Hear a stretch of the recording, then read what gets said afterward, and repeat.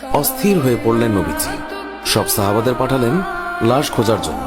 হঠাৎ বোরখা পরা এক মহিলা এসে দাঁড়ালেন নবীজির কাছে। নবীজি তাকে চিনলেন না। মহিলা বললেন, শুনুন ইয়া রাসূলুল্লাহ, কাল আপনি একটা বিয়ে পড়িয়েছিলেন মনে আছে? নবীজি বললেন, হ্যাঁ, আমি তো হানজালার বিয়ে পড়িয়েছি, যার বিয়ের খুশিতে আমি খুরমা খেজুর ছিটিয়েছিলাম। মহিলা বললেন, ইয়া রাসূলুল্লাহ, আমার হাতটা দেখেন, হাতের মেহেদি এখনো শুকায়নি। কাল বিকেলে বিয়ে হয়েছিল, আর রাতে উহুদের যুদ্ধের জন্য বের হয়ে যান হানজালা। ওনার উপর গোসল ফরজ হয়েছিল, কিন্তু উনি গোসল করে বের হতে পারেননি। যাওয়ার আগে শুধু বলে গেছেন, যদি বেঁচে থাকি তাহলে দেখা হবে দুনিয়ায়, আর যদি শহীদ হয়ে যাই তাহলে দেখা হবে জান্নাতে। নবীজি কাঁদছেন।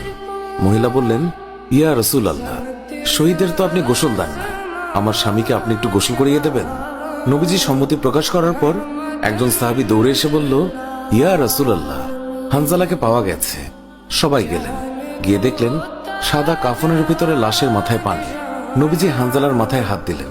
জিবরাইল আলাইহিস সালাম আসলেন নবীর কাছে, এসে বললেন, ইয়া রাসূলুল্লাহ, হানজালার কোরবানিতে আল্লাহ পাক এতটাই খুশি হয়েছে যে আমার বাহিনীকে আদেশ করলেন তাকে নিয়ে আসতে।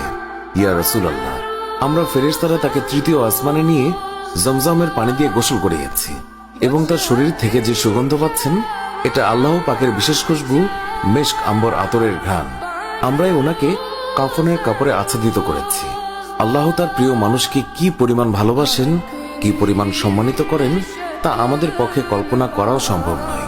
শহীদগণকে গোসলবিহীন দাফন করা হয়, কারণ কিয়ামতের ওই কঠিন দিন যখন মহান আল্লাহ রাব্বুল আলামিন বিচারের জন্য বসে যাবেন, তখন এই সাহাবায়ে কেরাম আল্লাহর সামনে দাঁড়িয়ে যাবে। মহান আল্লাহ রাব্বুল আলামিন তাদেরকে জিজ্ঞাসা করবেন, বান্দারা, তোমাদের এই অবস্থা কেন? তারা তখন বলবে, রাব্বুল আলামিন, আপনি তো জানেন আমরা আপনার ওই সকল বান্দা যারা আপনার বিরুদ্ধে যে সকল কাফের মুশরিক কথা বলে তাদেরকে হত্যা করতে গিয়ে শহীদ হয়ে গিয়েছিলাম। আল্লাহ তাআলা বলবেন, ও আমার বান্দারা, তোমরা যারা আমার জন্য তোমাদের জীবনের মায়া ত্যাগ করেছিলে, তার জন্য আমি তোমাদেরকে আজ বিনা হিসাবে জান্নাত দান করলাম। সুবহানাল্লাহ।